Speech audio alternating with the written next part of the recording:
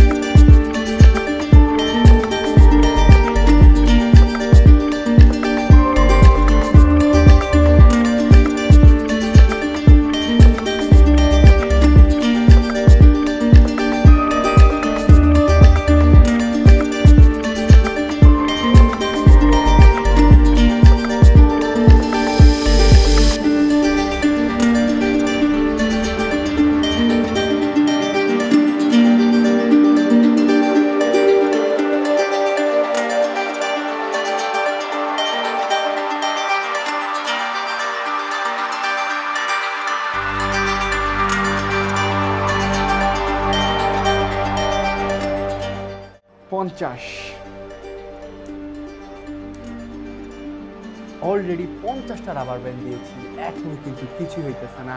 আসলে কতটা rubber band লাগবে এই ডিমটাকে ফাটাতে সেটা অবশ্যই এখনই কমেন্ট করে জানান। আর দা মিস্টার মাহফুজকে এখনই সাবস্ক্রাইব করুন।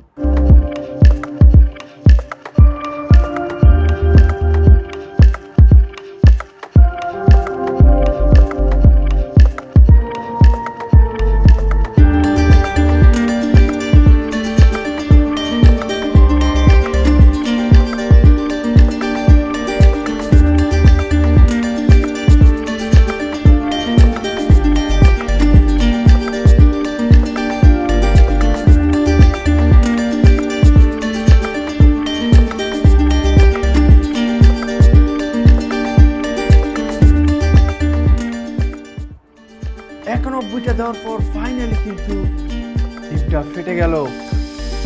অবস্থাটা কি হলো? সাবস্ক্রাইব।